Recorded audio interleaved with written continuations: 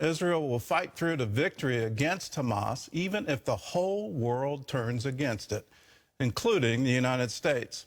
That's the promise from a top Israeli government official. That pledge comes as the United Nations is set to vote today on a resolution sponsored by the United States. It calls for a ceasefire in the war in Gaza. Paul Strand has the story from Jerusalem.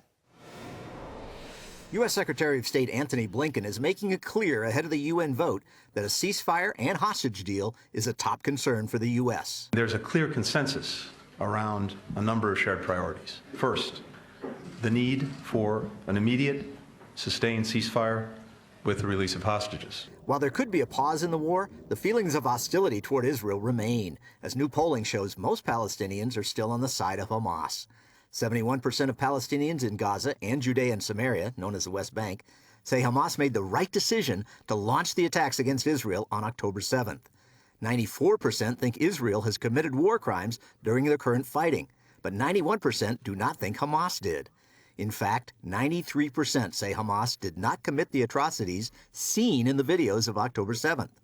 But among Palestinians who have seen those videos, 17% believe Hamas fighters did commit atrocities against civilians. As the fighting continues on the ground in Gaza, Israel says it captured some 650 suspected terrorists in the military operation at the Shifa hospital this week, including top Hamas officials. Many Hamas terrorist operatives and senior ones have been hiding in the hospital. And also Islamic Jihad group has been hiding in this hospital. And Israel says it carried out the operation without any harm to civilians, even those working in the hospital. Civilians, doctors, medic teams, none have been hurt. And while Prime Minister Benjamin Netanyahu has made clear Israel must launch an assault on the last Hamas stronghold in the city of Rafah in Gaza, Secretary of State Blinken made it clear before arriving in Israel today the U.S. does not support such an invasion. A major military operation in Rafah would be a mistake, something we don't support, and it's also not necessary to deal with Hamas, which is necessary. We're going to have an opportunity next week to share in detail that view with our Israeli counterparts and to lay out our views on how to deal with the problem differently. But Israeli Strategic Affairs Minister Ron Dermer says Israel will go into Rafah no matter who opposes it.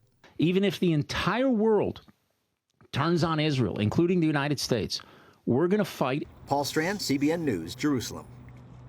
And they should fight. Hamas has to end. They can't live. You can't live in Israel under the threat that Hamas has said. I call it an Islamic death cult. And they have said they will repeat October 7 again and again and again and again until Israel doesn't exist anymore. Hamas cannot stay in control of the government of Gaza. If Israel doesn't move forward here and completely eliminate them, then they're going to be under threat for years to come. That can't happen. It should never happen. Listen hard to the surveys of the Palestinians where they're living in denial of what happened on October 7th. They're also living in denial of what's happening now. To take civilians and hold them as hostages is a war crime. To use hospitals and mosques and churches and residential homes as cover for your military operations, that again is a war crime. These aren't being talked about in the news media, certainly not being talked about in the Palestinian territories, but we need to talk about it, and we need to let our voice be heard.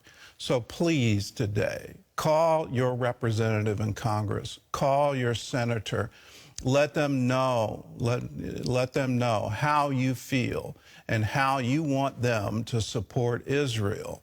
Israel is in a battle for its existence, and they need to know the United States of America is standing strong with them. There's a lot of politics going on. There's a lot of attempts to try to appeal to voters in Michigan, Muslim voters in Michigan. All of these things are happening. In that, we need to let our voice be heard. So let's put that number back on the screen. Call 202-224-3121. Now's the time to say we stand with Israel. We need to support Israel. We need to be with them in their time of need. I'm looking for you to vote for packages to help Israel in this conflict. Do it now. Again, let's get this number up. I want to say it again, 202-224-3121.